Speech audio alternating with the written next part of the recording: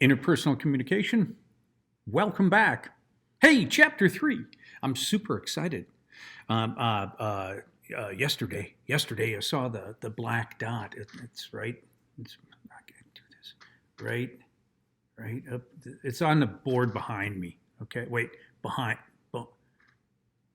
There, right there. Oh my God! Everything's like all backwards. Okay, hi. Interpersonal communication class. Yesterday we talked about the black dot. Oh man, it's going to come back to haunt us. Okay, the fact that there's more than one right answer. There's more than one way to look at something. All right, so just keep that in mind. The other thing is, I want to draw your attention to the $1 million question again. The $1 million question in chapter 3. The $1 million question is how can I coexist with, communicate with, work for? How can I go to school with? How can I get along with people that do not share my same truth? And there's ways. There really are. We have to find them. We really do. Okay? Otherwise, we're going to live in this kind of world forever ad nauseum. Okay? And whoever has the biggest stick wins. Okay? Campers, listen.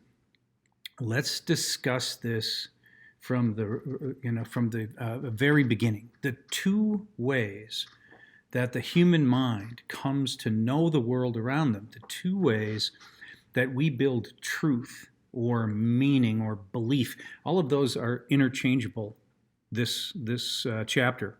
Truth, meaning, belief, perception, how we perceive the world. Those are all interchangeable. Make sure you understand that. So really, let's get this party started. How do we, as individuals, come to know stuff, come to believe things, come to perceive the world around us? The first way is through a sort of a formula. Take a sneaky peek. Drop this in now. The SDM formula, if you will. SDM. And you can plainly see that the first way the human brain comes to determine the world around them is to take things in through their senses. I have to take things in through my senses. And you know what?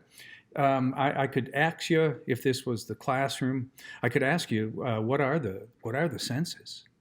And you would tell me sight, hearing, smell, taste, touch, the senses of the human body. I'm going to see it, I'm going to smell it, I'm going to taste it, I'm going to touch it. Those are the senses.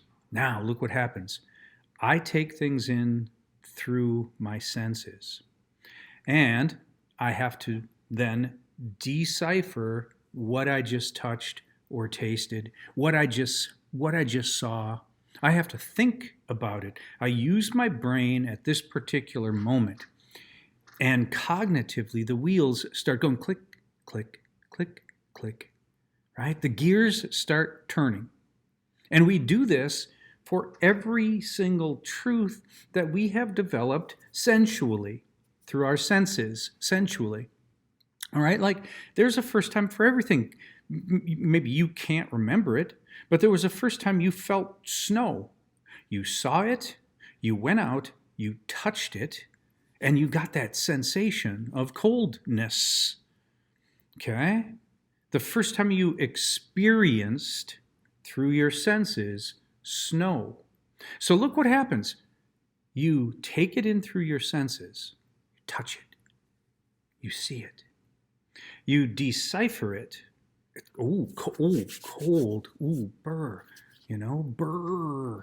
Okay? It click, click, click. And then you make a truth. You do. You make a belief, a truth. Snow is cold. Snow is cold. Now, here's the beauty of the human brain. I don't have to go outside and touch it every time. Nope, I don't have to do that. I know when it starts to... Winter is coming. Sorry. I'm sorry. I know when it starts to snow. I know if I go outside, I know that's going to be cold. I know when I face plant on buck bump when I'm skiing, that stuff there, that okay, first of all, not so soft and fluffy, right? It's going to be cold. I know it. Why? I've taken it in sensually through my senses. I've experienced snow. It is cold. So now my truth, snow, it's cold. It's going to be cold every time. It's going to be cold every time. Okay? And we do that with every, desk, right? I could pound on this desk. Okay, hold on. Ow! I could pound on the desk. It's hard. Okay? I understand. I have a truth about desk. Now, I don't have to go into everybody's classroom and pound on their desk to extrapolate that truth into my world. These desks are hard. Okay? I could sit on this thing. It's going to support my weight. I don't have to go up and down the hall sitting on all of the desks. Go, oh, this one works too. Okay? All right. I know it sounds ridiculous. But now let me tell you something. Even that sensual experience we have with the world around us, even that morphs. It changes. And this is one of the reasons that I will put truth for this entire chapter in a small t with quotation marks around it. Truth. Okay? Because I'll argue that truth changes. It morphs. It comes. It grows. Well, yeah, it changes. Truth. It becomes. It goes away. It changes. It alters. Truth changes. How can that? Well, let's take fire, for example. Fire. Okay? Remember when you were a kid? I do. I was a terrible child. Okay? A problem child. So says my mom. Maybe it was her. You ever think about that? Okay, anyway. Remember when you were a kid? You were hanging out minding your own business and you were like this big. That big. You were that big. Right? You could barely army crawl. Okay? And you could barely walk. Okay? Remember that big? No, neither do I. But that's where we first start building the truth of the world around us. Okay? Now think about it. Let's think about fire. Let's think about fire and the truth that we have come to know. When we were kids, my mom warned, don't touch that hot, right? I reach out like, reaching out to touch the candles, to touch the candle. Like, hot. Okay? All right. And honestly, my truth when I was 4 years old, my truth was that fire was horrible. It was terrible. It hurt. It hurt. Okay? There is a Native American tribe, ancient peoples tribe up in southern Alaska called the Tlingit. The Tlingit used to let their children crawl to the fireplace, to the fire pit one time. Can you imagine that? They used to let their children crawl to the fire one time, and it was attractive. Lights, ooh, pretty, smelled good. It smelled good. They would even cringe as parents as they watched their young child reach out to touch the fire one time. Yeah.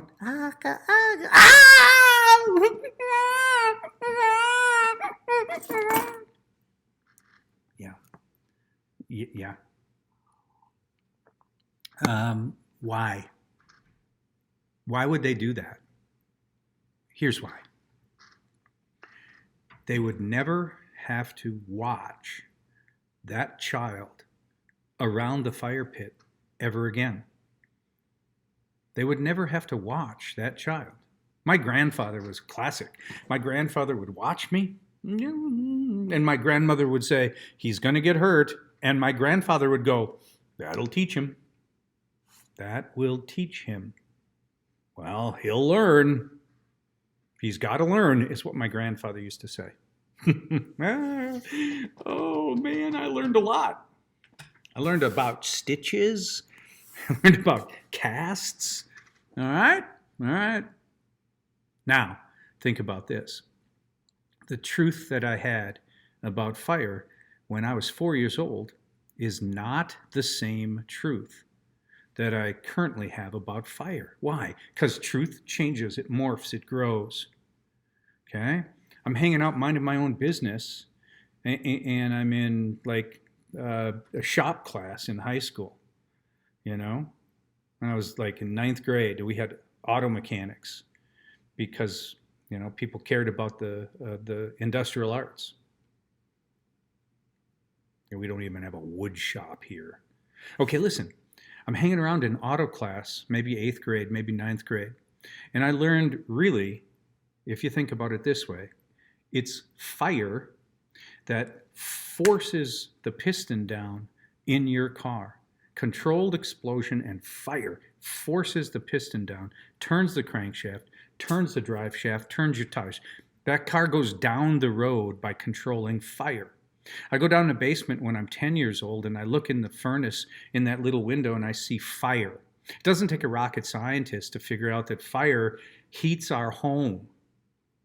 Controlled fire, good thing. Okay? It also cooks our food. It pushes our cars down the road. So my 4-year-old truth about fire has changed, morphs, grows, and goes, really. Okay? So think about that. Please think about that. Truth. Okay? How do we achieve it? How do we build it? How do we perceive the world around us? First and foremost, we take things in through our senses. We decode or decipher what we take in through our senses. We build a truth or a meaning, M, about said fire. We build a meaning about the snow. Cold. Brr. Brr. There. Multiply that by a bazillion things that you have touched, smelled, tasted, or experienced sensually, and you have it. The first way the human mind comes to truth. SDM. Now, what's the second? You're asking me. I understand. Here it is. The second way that the human being comes to truth is dogma. Dogma.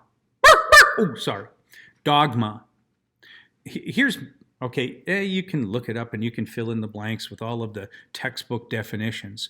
But here is the way we are going to think of dogma in my class. It's a 3-part scenario, 3 parts. So listen very carefully. Dogma is a deep, deep truth. It's a deep truth that you own. It's like, these are truths with a capital T. Okay? But here's the deal with dogma. Someone else handed that to you. Someone else gave that to you. Someone else told you, this is true. You must believe it. It's like this big truth gift. I'm going to give it to you. It's some cases it's given lovingly by your parents and your teachers. In some cases it's jammed down your throats, okay, until it's yours. Dogma. It's a deep, deep truth, number 1, that's given to you by other people, number 2.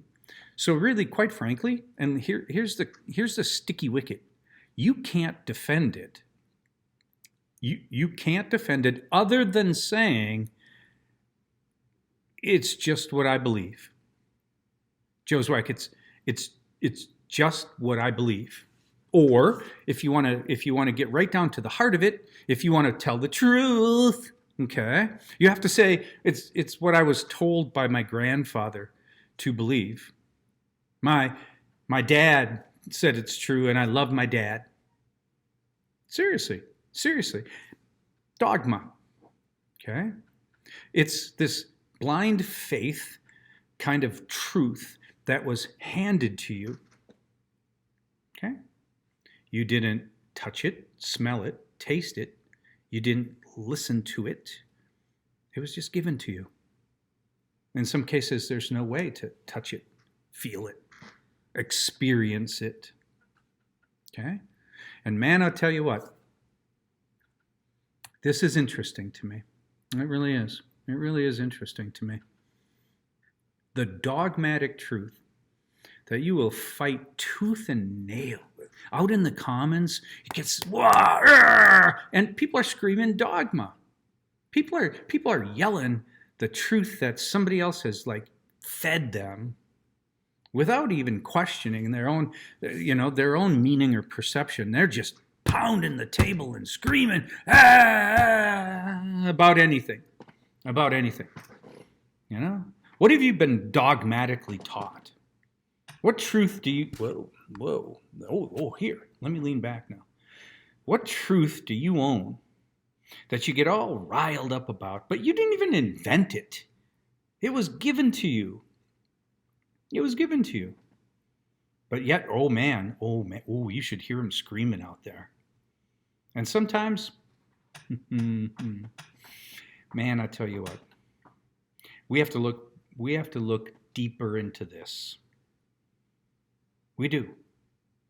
We really do. This whole idea where we go to like battle it out based on dogmatic truth that we didn't even invent for ourselves, by ourselves. It was shoved at us or given to us lovingly. You ought to be careful. You really ought to be careful. I'll tell you a story. I'm just going to tell you a story. And I'm not proud of it. I'm not.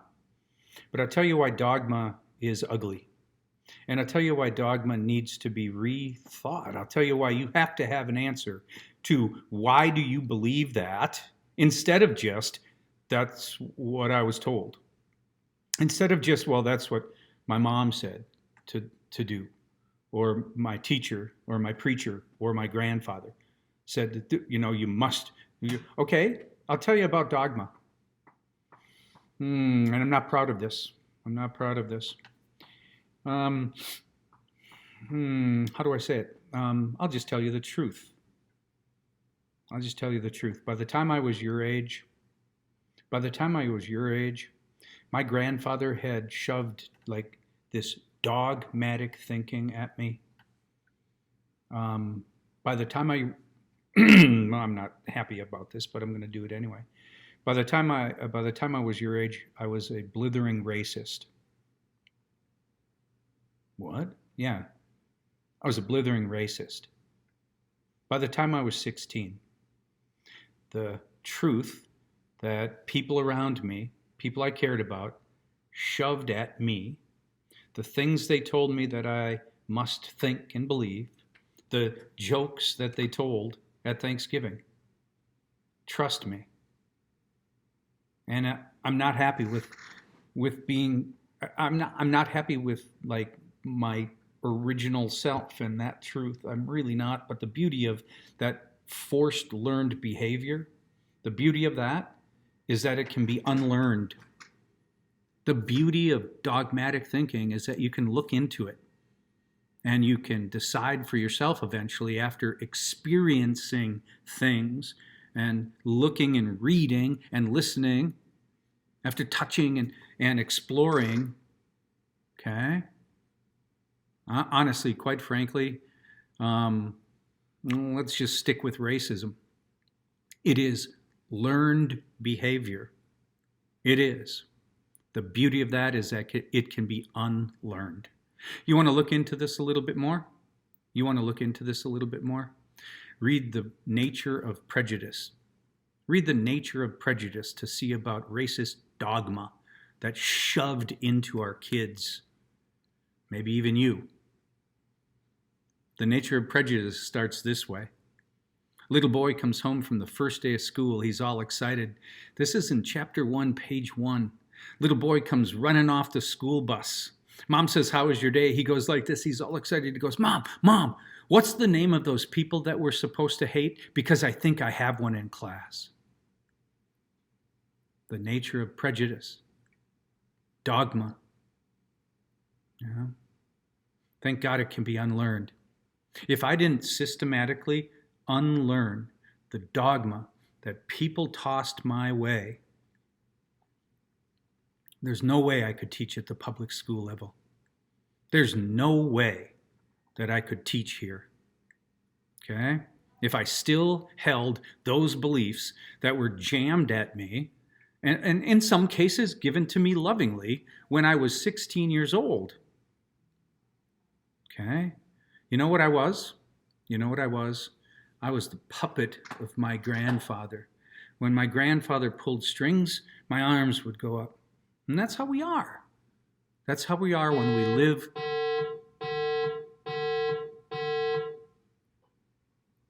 with dogma. All right. Tomorrow, and I'm super excited about this, tomorrow, the cure for dogma. The cure. You want to cut the puppet strings? You want to be your own person? You want to come to your own truth? All right, I'll show you how. Little thing I invented a few years ago. Hold on.